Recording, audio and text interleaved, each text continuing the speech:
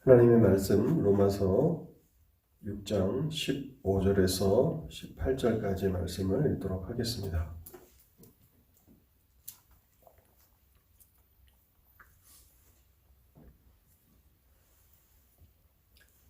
그런즉 어찌하리요? 우리가 법 아래 있지 아니하고 은혜 아래 있으니 죄를 지으리요? 그럴 수 없느니라. 너희 자신을 종으로 내주어 누구에게 순종하든지 그 순종함을 받는 자의 종이 되는 줄을 너희가 알지 못하느냐? 혹은 죄의 종으로 사망에 이르고 혹은 순종의 종으로 의에 이르느니라. 하나님께 감사하리로다. 너희가 본래 죄의 종이더니 너에게 전하여 준 바 교훈의 본을 마음으로 순종하여 죄로부터 해방되어 의에게 종이 되었느니라. 아멘. 설교를 위해서 잠시 기도하도록 하겠습니다.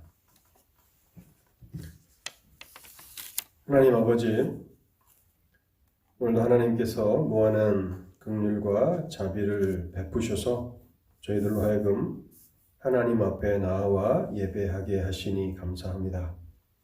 이 복되고 영광스러운 자리에 저희를 부르셨사오니 이 시간에도 성령을 통해서 말씀을 깨닫게 하여 주시옵소서. 하나님, 말씀을 듣기에 앞서서 우리가 이 말씀을 듣는 시간을 어떻게 보내야 하는지 하나님 온전히 저희들로 하여금 인식하며 하나님 앞에서 이 시간들을 잘 보낼 수 있도록 하나님 자비를 베풀어 주시옵소서. 말씀을 전하는 자에게는 성령의 은혜와 지혜를 더하여 주셔서 하나님의 말씀을 잘 대언하게 하옵시고 말씀을 듣는 청중들에게는 하나님께서 지혜로운 마음을 허락하여 주시사 하나님께서 우리에게 주시는 말씀을 놓쳐버리지 않게 하시고 흘려 떠내려 보내지 않게 하시고 우리의 마음에 잘 새기며 들을 수 있도록 은혜를 허락하여 주옵소서. 하나님, 악한 영이 말씀을 선포하는 것을 끊임없이 회방하며 그래서 그리스도의 복음의 영광의 광채가 비치지 못하도록 하나님 여전히 이 시간을 회방하고자 하는 그런 계략을 가지고 있겠사오니 성령께서 이 시간을 온전히 주장하여 주셔서 예배에 참석한 하나님의 백성들, 하나님의 말씀을 온전히 깨닫게 하시고 그것을 마음으로 순종하는 은혜를 누리게 하옵소서. 이 시간을 주의 성령께 온전히 의탁하올 때에 이 모든 말씀 우리 주 예수 그리스도의 이름으로 기도하옵나이다. 아멘.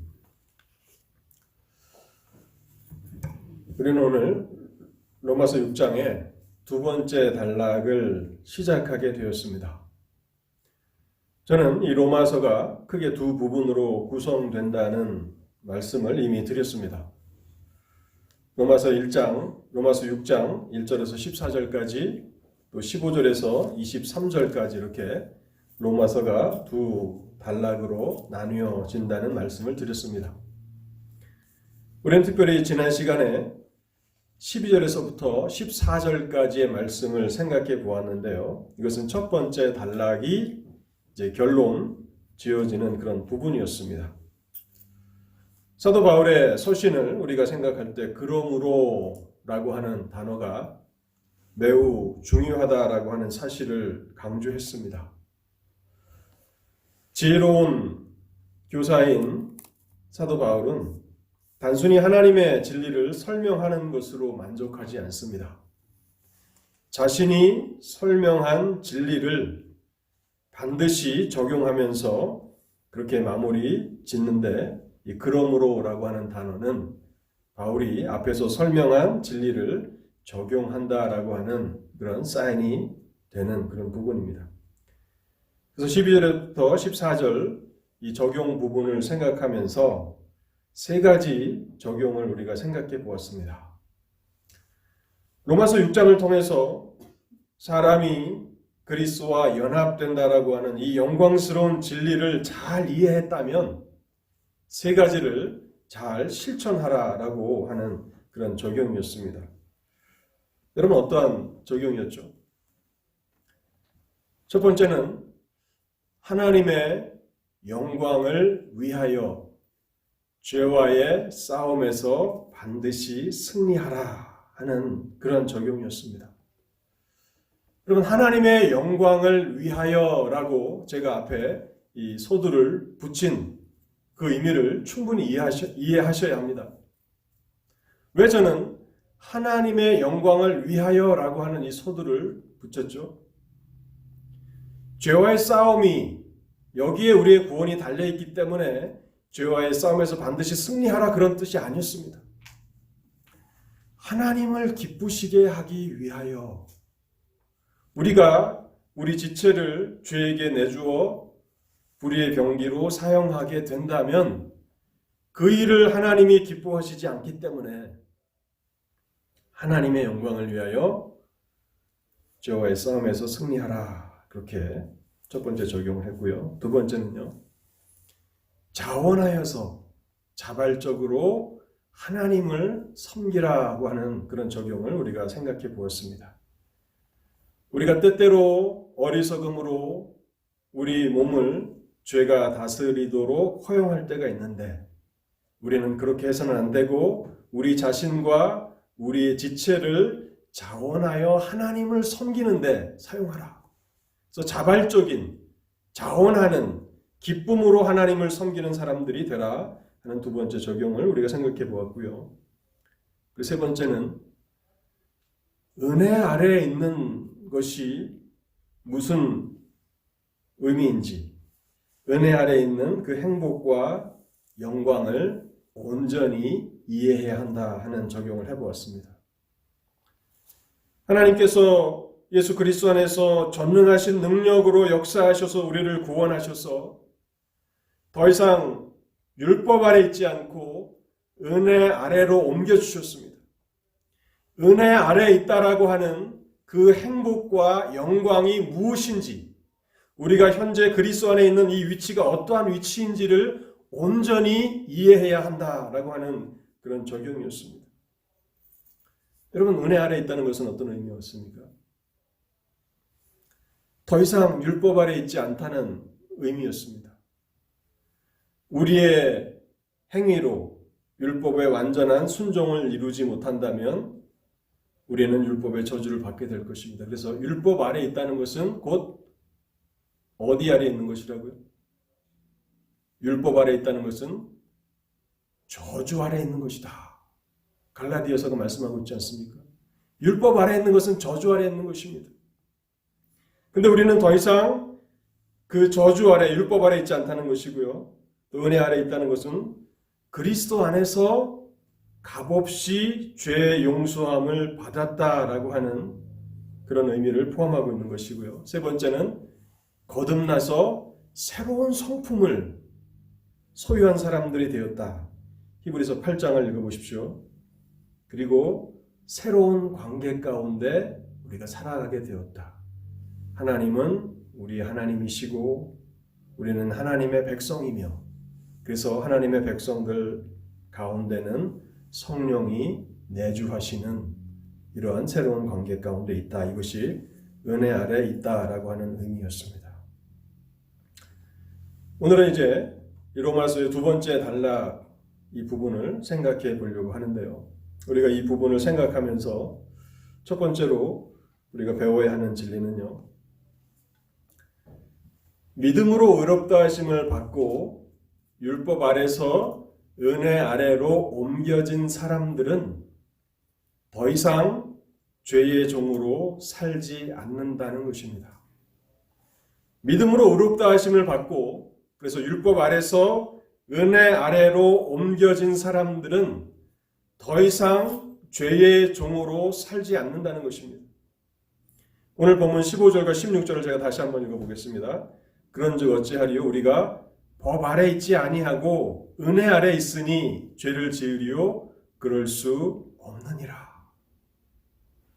예수 그리스도를 믿음으로 말미암아 하나님의 은혜로 구원받은 사람들은 더 이상 죄의 종으로 살지 않는다는 것입니다. 그런데 어떤 사람들은 이 은혜의 복음이 선포되는 그런 곳마다 이 복음을 오해하는 사람들이 있는데요. 자신은 행위가 아닌 하나님의 은혜로 구원받았기 때문에 이제 자신의 삶은 아무 상관이 없다라고 주장하면서 구원 이후에 죄 가운데 계속 살아가는 사람들이 있습니다. 내 행위로 구원받은 것이 아니라 하나님의 은혜로 구원받았으니까 이제 나는 어떻게 살아도 괜찮다라고 주장하며 계속 죄 가운데 살아가는 사람들이 있다는 것입니다. 그래서 바울은 로마서 6장에서 그런 사람들의 주장을 철저하게 반박하고 있습니다. 여러분, 로마서 6장 1절과 로마서 6장 15절은 새로운 단락이 시작되는 부분인데요. 1장과 15장을 같이 읽어보시면 같은 질문과 또 거기에 대한 답변이 나타납니다.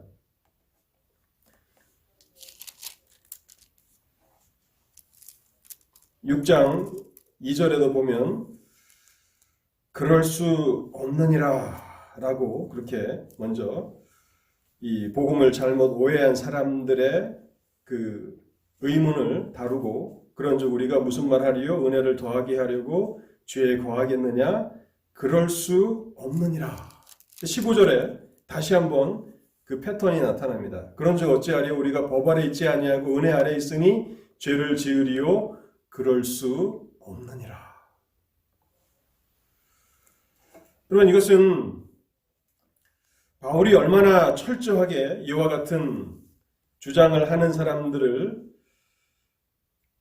반박하고 있는지를 우리가 알게 됩니다.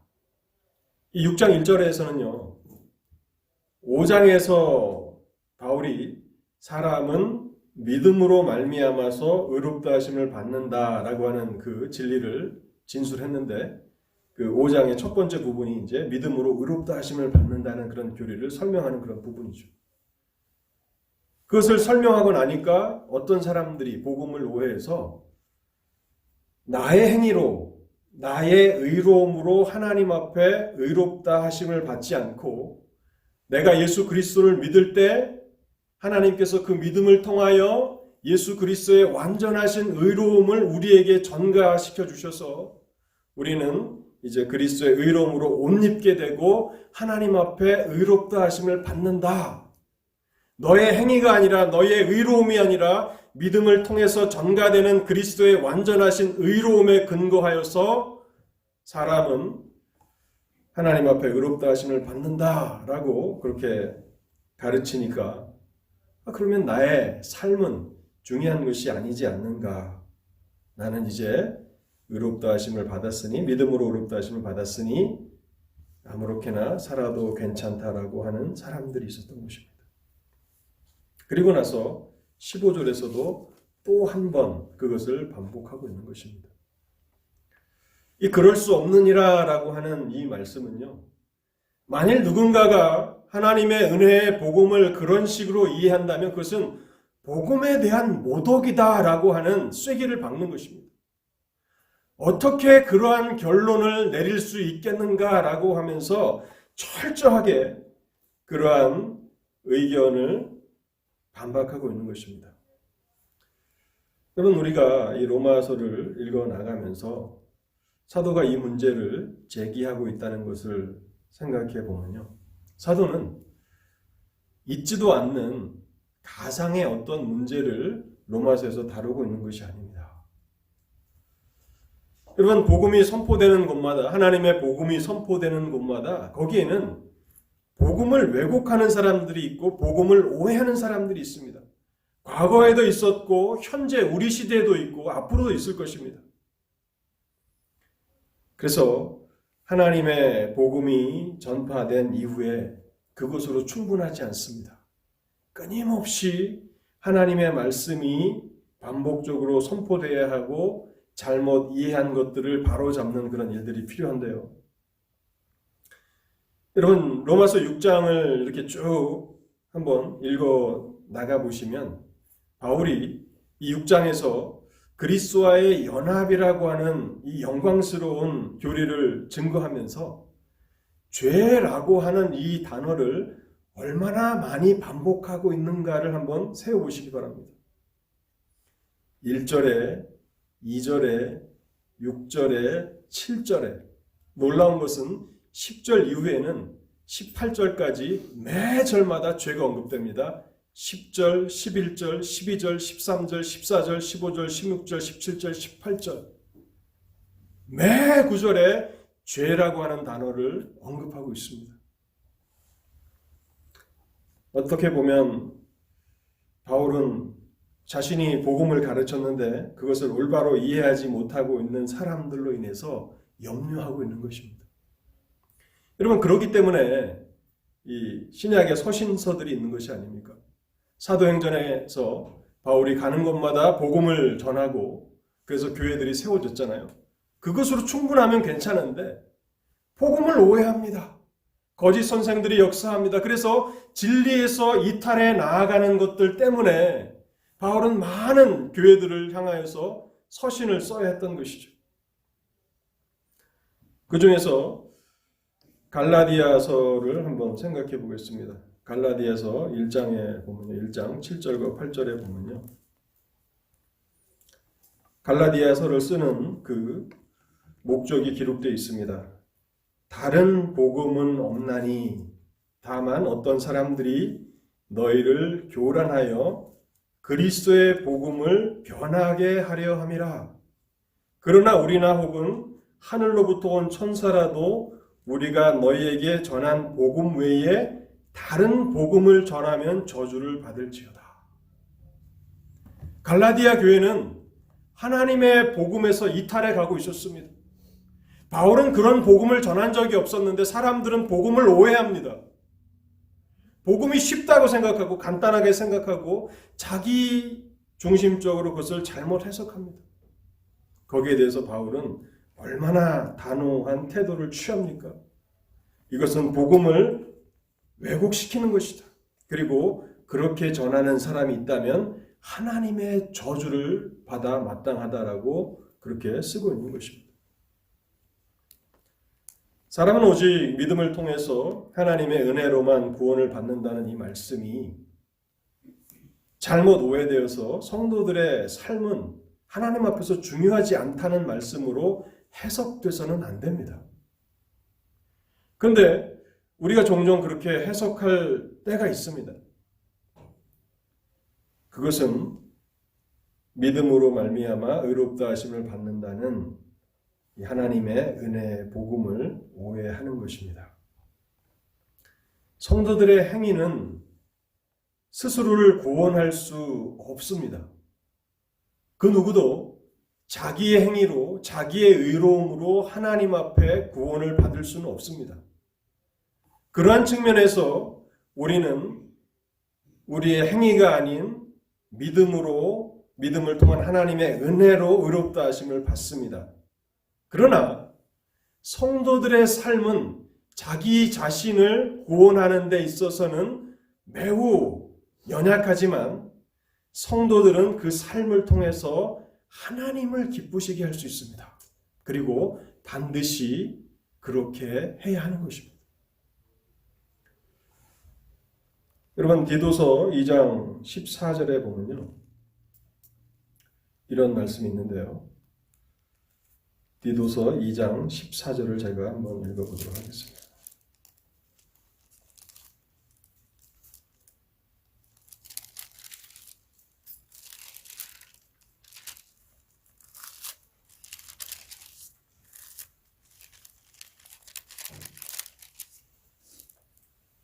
그가 우리를 대신하여 자신을 주심은 모든 불법에서 우리를 속량하시고 우리를 깨끗하게 하사 선한 일을 열심히 하는 자기 백성이 되게 하려 하심이라.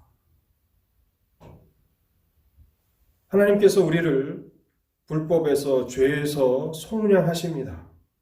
그리스도의 보배로운 피가 흘려지게 하셔서 우리를 그리스도 안에서 깨끗하게 해주십니다. 그렇게 하신 목적은 선한 일을 열심히 하는 자기 백성이 되게 하려 하심이라. 이제는 연약했던 우리가 우리의 선한 행실로 하나님을 기쁘시게 하며 살아가도록 하시기 위해서 그렇게 하셨다는 것입니다. 그래서 우리는 로마서 6장 이 두 번째 단락을 시작하면서 사람이 믿음으로 말미암아 의롭다 하심을 받아서 법 아래 있지 않고 은혜 아래 있게 된 그 사람은 더 이상 죄의 종으로 살지 않는다는 것입니다. 6장 15절에 보면 죄를 지으리오라고 하는 단어가 있습니다. 죄를 지으리오. 사람은 이 양극단으로 이렇게 치우치는 경향이 있습니다. 복음을 이해하는 데 있어서 균형을 잡는 것이 굉장히 어렵고 어렵지만 중요한 일인데요. 사람들은 양극단으로 빠지는 경향이 있습니다. 그래서 믿음으로 의롭다 하심을 받는다라고 하면 이제 구원 얻은 성도의 삶은 별로 중요하지 않다 해서 죄악 가운데 살아가려고 하는 사람이 있고, 또 15절에 보면 죄를 지으리오 그럴 수 없느니라. 그런데 여기에 대해서 너무 지나치게 극단적으로 나아가서 그리스도인들은 믿음으로 의롭다 하심을 받은 이후에 한 번도 죄를 짓지 않는다라고 주장하는 사람도 있다는 것입니다. 여기 죄를 지으리오라고 하는 이 말씀은 그런 의미는 아닙니다. 그리스도인들이 자신의 연약함과 실수로 죄에 넘어지지도 않고 죄의 유혹에 쓰러지지도 않는다, 그런 말씀은 아니라는 것입니다. 여전히 믿음으로 말미암아 의롭다 하심을 받은 성도들도 죄의 강력한 유혹을 경험할 수 있고, 그래서 범죄할 수도 있습니다. 또 자신의 어리석음으로 인해서 죄에 걸려 넘어질 수도 있습니다. 그러나 죄로 넘어진 그 자리에 계속 머물러 살지는 않는다는 것입니다. 또 영어 성경을 보면 continue to sin이라고 합니다. 계속해서 죄를 지으리오. 네, 개역 성경에는 죄를 지으리오. 그래서 한 번도 죄를 짓지 않는다라고 하는 그런 의미로 우리가 오해할 수 있는데요. 그런 의미는 아니라는 것입니다.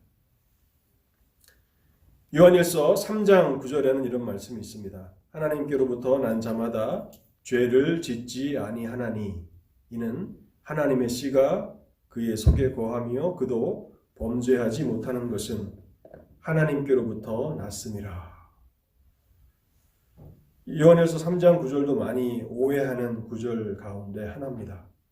하나님께로부터 난 자마다 죄를 짓지 아니하나니, 완전한 삶을 산다라고 그렇게 오해할 수 있다는 것입니다. 그런데 여기 죄를 짓지 않는다라고 하는 것도 계속 죄를 범하는 삶을 살지는 않는다 하는 것입니다. 그래서 어떤 한 구절을 우리가 해석할 때에 문맥을 따라서 그 구절을 해석해야 하고, 또한 다른 성경에서는 그 부분에 대해서 어떻게 해석하고 있는가, 그래서 성경의 전체적인 가르침에 비추어서 그 구절의 해석이 타당한가를 돌아봐야 하는 것입니다.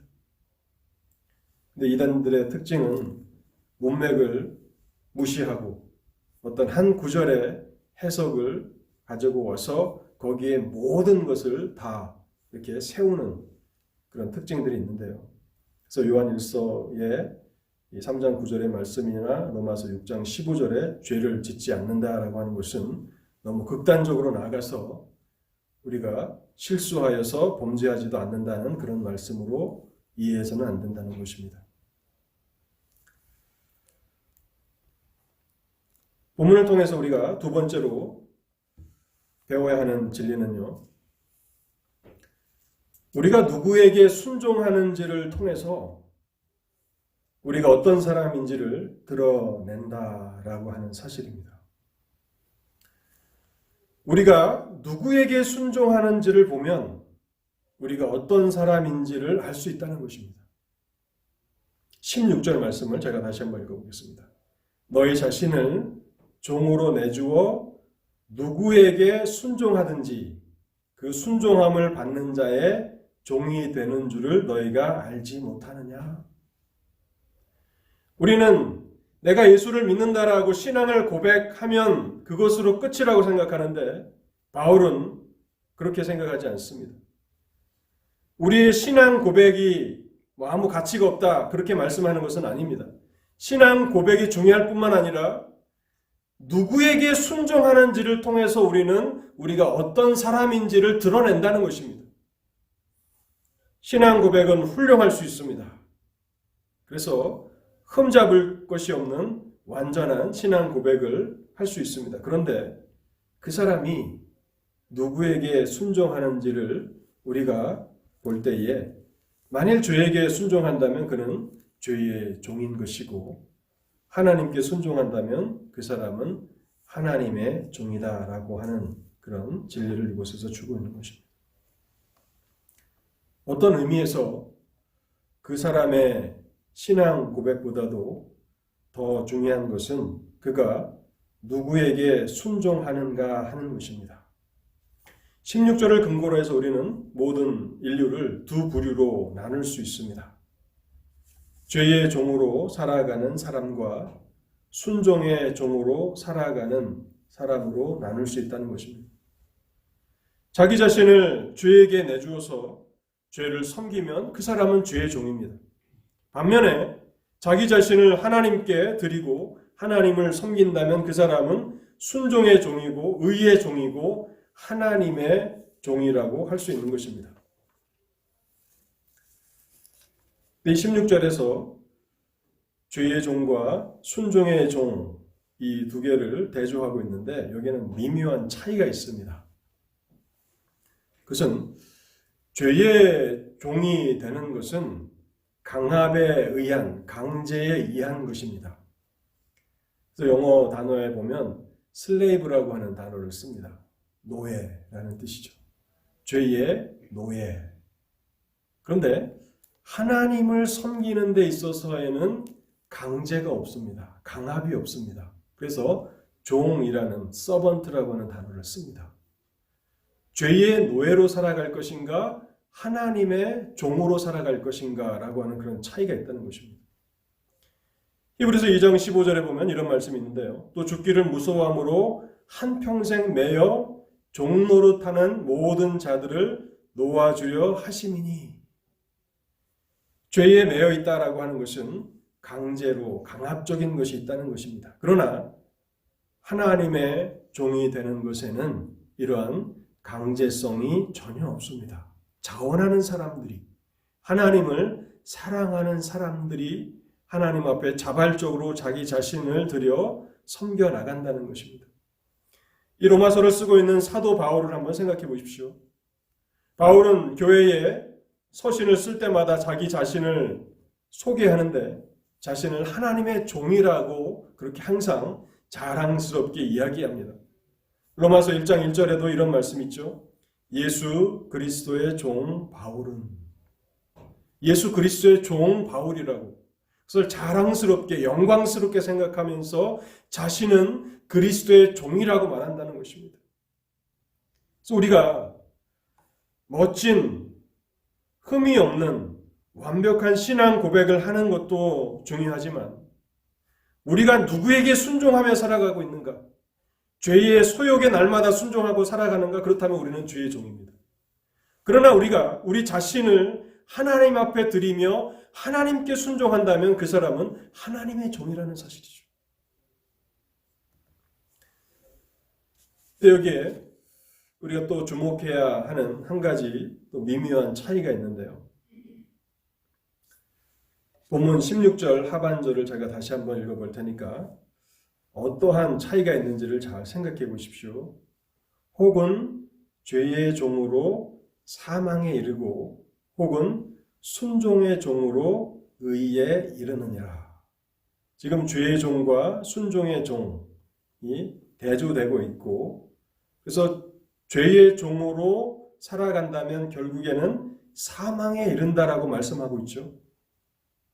이 사망은 영원한 죽음입니다. 둘째 사망입니다. 우리가 죄를 범할 때에 늘 생각해야 하는 것은 그 죄가 잠시 동안에는 우리에게 쾌락을 약속할지 모르지만 결국에 죄의 종으로 살아간다면 우리는 사망에 이르게 될 것입니다. 영원한 죽음에 처해지게 될 것입니다. 여러분, 이것이 얼마나 고통스러운 것인가 우리는 더 깊이 생각해야 합니다. 그리스도 안에서 죽은 성도들은 우리가 먼 훗날 다시 반갑게 만날 것이라고 하는 그런 소망이 있습니다. 그런데 그리스도를 알지 못하고 죽은 사람들도 있지 않습니까? 그리스도를 믿지 않고 죽은 사람들도 있습니다. 그 사람들은 어떻게 됩니까? 우리는 영화나 드라마에 보면 우리가 죽으면 모든 망자들을 다 만난다라고 이렇게 허무맹랑한 그런 스토리를 전개해 나가죠. 그러나 그리스도 안에 있지 않은 성도들, 그리스도 안에 있지 않은 사람들이 죽었을 경우에 우리는 그 사람을 영원히 볼 수 없습니다. 그들은 영원한 죽음 가운데 처해졌기 때문에 그런 것입니다. 여러분, 이것이 얼마나 무섭고 두려운 결과인지를 생각해 보십시오. 여러분의 가족 중에 또 친척 중에 그리스도를 알지 못하고 죽은 사람이 있다면 우리는 죽어서도 그 사람들을 만날 수 없습니다. 왜냐하면 그 사람들은 영원한 사망에, 둘째 사망에 처해지기 때문에 그런 것입니다. 그래서 죄의 종으로 살아간다는 것은 이렇게 두렵고 무서운 것입니다. 그리고 이제 16절 하반절에서 혹은 순종의 종으로 어디에 이른다고요? 의에 이르느니라. 왜 순종의 종으로 생명의 영생에 이르느니라 라고 쓰지 않고 순종의 종으로 의에 이르느니라 라고 쓰고 있을까요? 여기에 차이가 있다는 것입니다. 제가 지난 시간에도 말씀을 드렸지만 성경은 우리가 단순히 읽고 끝마치는 그런 책이 되어서는 안 되고 성경을 공부하고 세밀하게 연구해야 합니다. 분명히 사망의 반대는 생명이지만 본문에서는 순종의 종으로 생명에 이른다고 하지 않고 의에 이른다고 진술하고 있습니다. 근데 만일 순종의 종으로 생명에 이르느니라 라고 쓰여 있다면 그것은 더 이상 은혜의 복음이 아닙니다. 순종의 종으로 생명에 이른다라고 하는 것은 우리가 은혜 아래 있지 않고 율법 아래 있다라고 하는 그런 사인이 되는 것입니다. 그 누구도 순종을 통해서 생명에 이를 수는 없습니다. 율법 아래 있다는 것이 바로 그것이지 않습니까? 율법에 완전하게 순종하면, 율법의 모든 요구를 다 순종한다면 너희가 살리라. 그러나 모든 인류 가운데 누구도 율법을 완전하게 순종함으로 생명에 이를 수 있는 사람들이 없는 것입니다. 그래서 바울은 단어 하나를 선택할 때마다 무의미하게 그렇게 단어를 쓰고 있는 것이 아니라 거기에는 많은 신학적인 내용들이 있는 것입니다. 순종의 종으로 의에 이르느니라.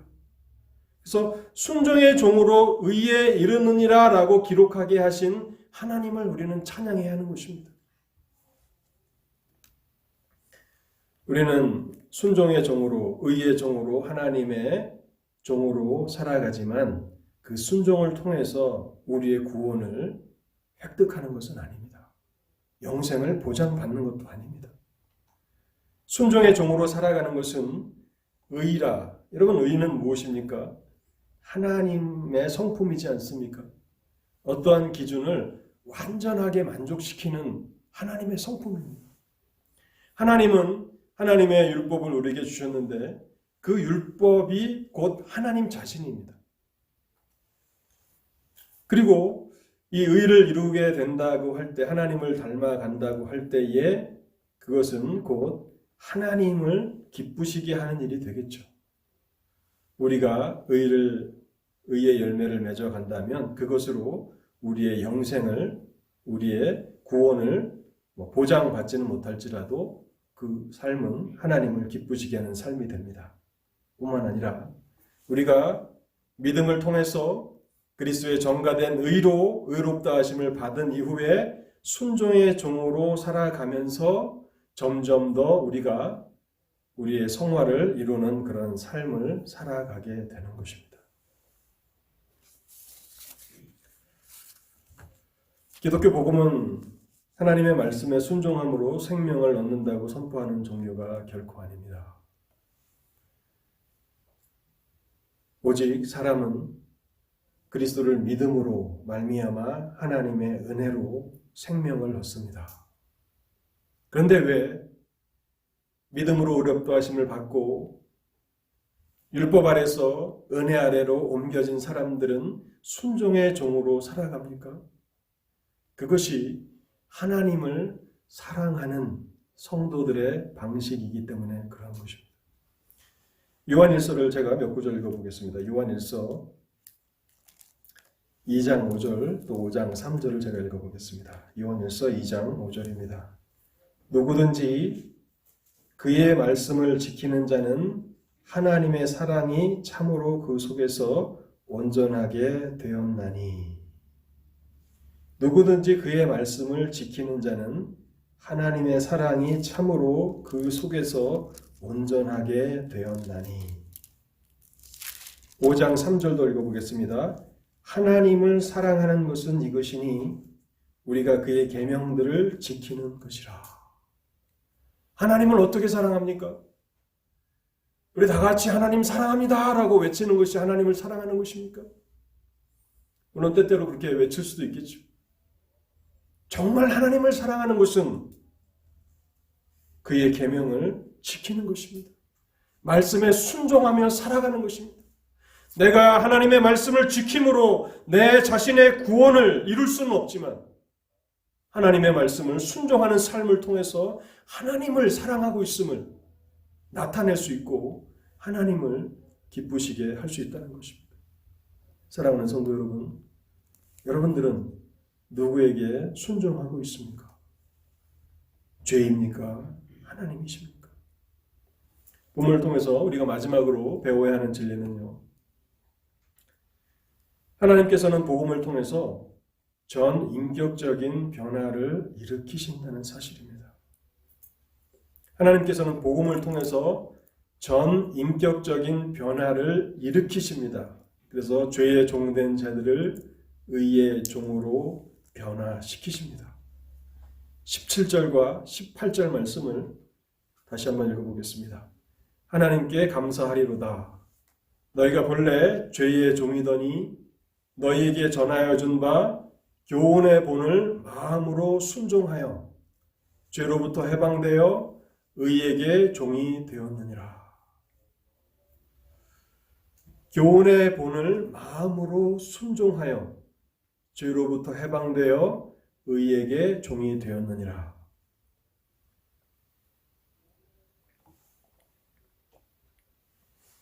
우리가 그리스도인이라면 하나님께서 이미 우리를 죄의 종이었던 상태에서 의의 종으로 변화시켜 주신 것입니다.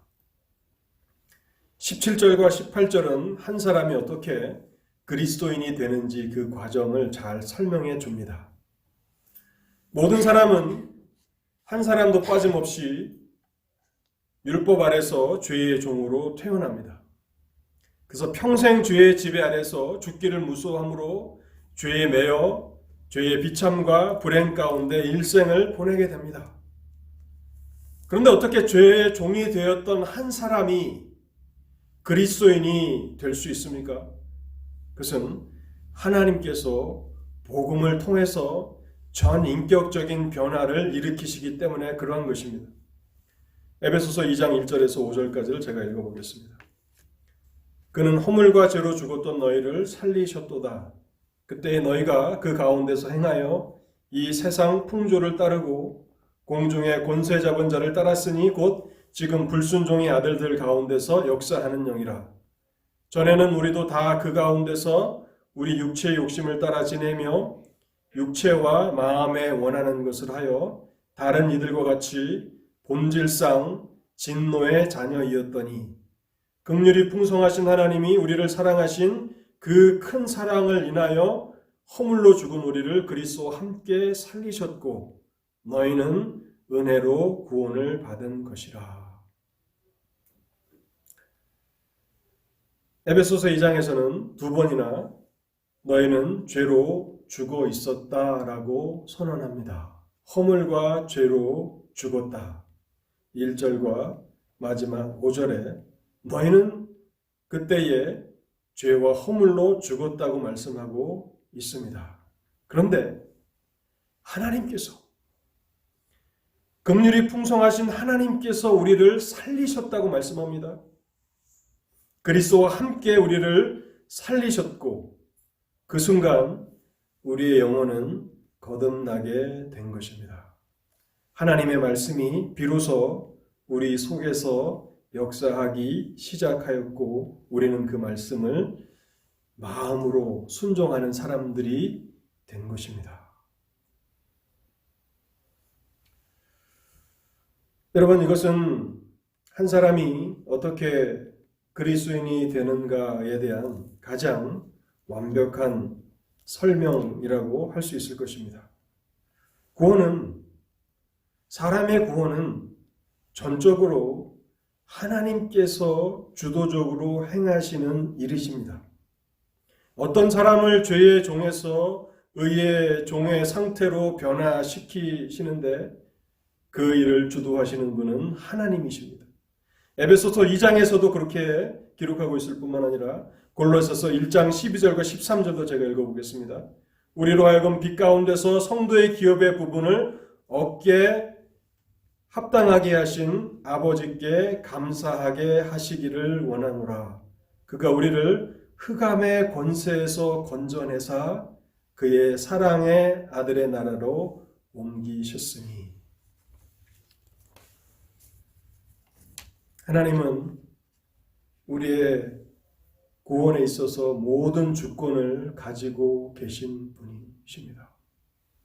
오직 하나님께서 우리를 그리스도와 함께 살리실 때에 우리의 영혼은 거듭나게 되고 그때에야 하나님의 말씀이 비로소 우리에게 의미가 있는 것입니다. 수많은 하나님의 말씀이 선포되지만 그러나 우리의 영혼이 그 말씀들을 다 저항합니다. 그러나 하나님께서 우리를 거듭나게 하시면 그 말씀을 마음으로 순종하는 사람들이 된다고 성경은 기록하고 있는 것입니다. 본문에서도 보면 흑암의 권세에서 우리를 건져내시사 그의 사랑의 아들의 나라로 옮기셨다고 말씀하고 있습니다.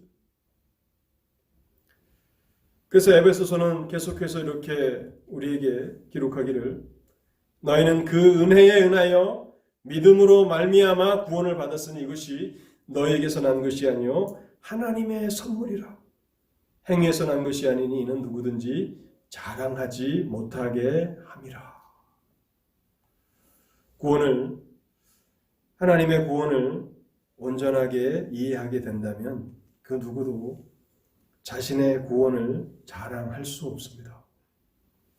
자신은 죄의 노예로 허물과 죄로 죽어 있었는데 전적으로 하나님께서 크신 긍휼과 사랑을 베푸셔서 우리를 살리신 것입니다.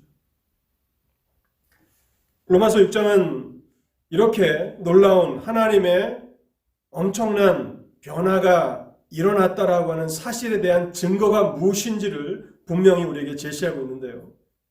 이 전인격적인 변화가 우리 가운데 일어났다라고 하는 그 증거는 무엇인가? 바로 교훈의 본을 마음으로 순종하여 라고 하는 이 단어가 그것을 표현하고 있는 것입니다. 비로소 하나님의 전능하신 능력으로 우리가 거듭났기 때문에 교훈의 본을 마음으로 순종하는 자들이 되었다는 것입니다. 여러분, 여기 교훈의 본을 마음으로 순종한다는 것에는 전 인격이 수반됩니다. 지성과 감성과 의지가 다 수반되는 것입니다. 하나님의 말씀을 우리가 지식으로 깨달지 못한다면, 이해하지 못한다면 어떻게 순종할 수 있습니까? 교훈의 본을 이해하는 지식이 동원되고요. 보면 단순히 순종한다라고 되어 있지 않고 마음으로 순종한다라고 되어 있죠.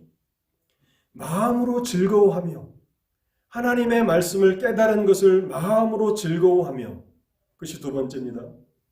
그리고 자신의 의지를 사용하여서 그 말씀에 순종하게 되는 것입니다.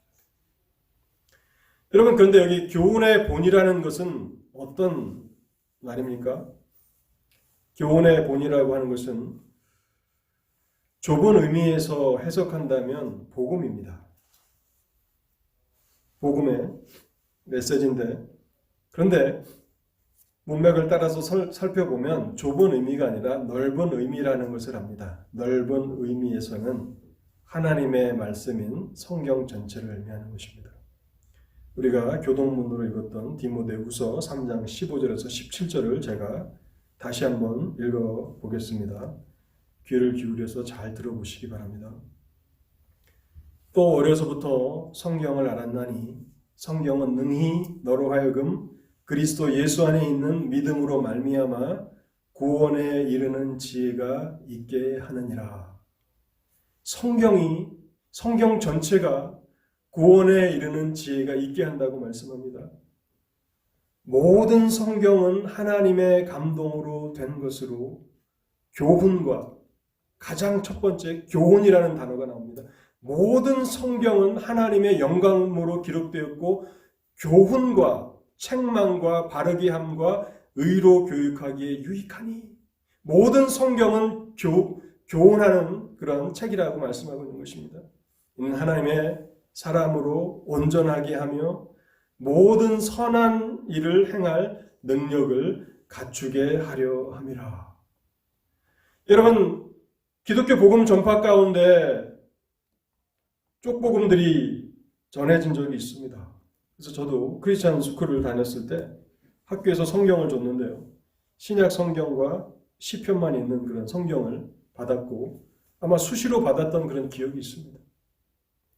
신약 성경과 시편, 물론 복음 전도의 그런 특별한 상황 가운데서 이 신약 성경을 먼저 전하려고 하는, 그리고 시편의 말씀들을 전하려고 하는 그런 의도가 있었기 때문에 그렇게 생각이 됩니다만, 그러나 제가 고등학교 다녔을 당시에는 기독교가 한국에 전파된 지 100년이 지난 그런 시점이었거든요. 여전히 그러한 성경들이 돌아다니고 있다는 것은 안타까운 것입니다. 모든 성경은 하나님의 감동으로 된 것입니다. 창세기부터 요한계시록에까지 그 어떠한 책도 마음대로 우리가 잘라낼 수 없고 마음대로 무시할 수 없고, 모든 성경은 교훈과 책망과 바르게 함과 의로 교육하기에 유익한 책입니다. 그런데 하나님께서 우리 안에 복음을 통해서 전인격적인 변화를 일으키셨다면 우리는 교훈의 본을 마음으로 순종하는 사람들이 됐다는 것입니다. 성경을 읽으라고 매주일 우리가 광고를 하지만 여러분, 읽는 것으로 충분하지 않습니다. 성경은 연구해야 합니다. 연구해야 우리가 순종할 수 있지 않겠습니까? 근데 마음으로 순종한다라고 하는 이 부분을 다시 한번 강조하고 싶습니다. 이 일은 기쁨으로 자발적으로 해야 하는 일입니다. 누가 시켜서 억지로 강요에 의해서 다른 사람들에게 좀 내가 괜찮은 사람이라고 보이기 위해서 그렇게 일을 행하는 것이 아니라 나의 기쁨이기 때문에, 나의 의지이기 때문에 교훈의 본을 끊임없이 연구하고 순종하는 사람들이 된다는 것입니다. 결론의 말씀을 드리겠습니다. 오늘 우리는 로마서 6장 두 번째 부분을 시작하는데, 사실은 이 두 번째 단락이 시작하는 서론에 불과합니다. 지혜로운 교사인 사도 바울은 자기가 이미 했던 가르쳤던 그 가르침의 내용을 끊임없이 반복하면서 새로운 단락을 시작할 때에 또 다시 그것을 반복하면서, 마치 부모가 자녀를 양육할 때에 중요한 일을 매일 아침마다 반복하는 것처럼 다시 한번 반복하면서 우리에게 교훈을 주고 있는 것입니다.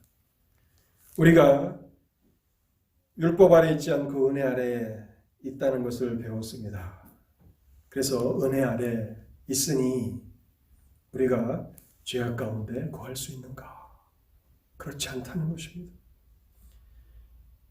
법 아래서 은혜 아래로 옮겨진 성도들은 더 이상 죄 아래서 살지 않는다고, 그럴 수 없느니라고, 여러분이 그럴 수 없느니라라고 쓰고 있는 바울의 마음을 헤아려 보실 수 있기를 바랍니다. 그럴 수 없느니라.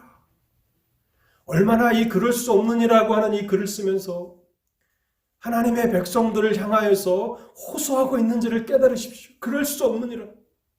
어떻게 그런 결론을 생각할 수 있는가라고 그는 쐐기를 받고 있는 것입니다. 그리고 두 번째로 우리가 생각한 것은요, 우리의 신앙 고백이 참 귀합니다. 여러분들의 신앙 고백을 들으면 저는 참 기쁩니다.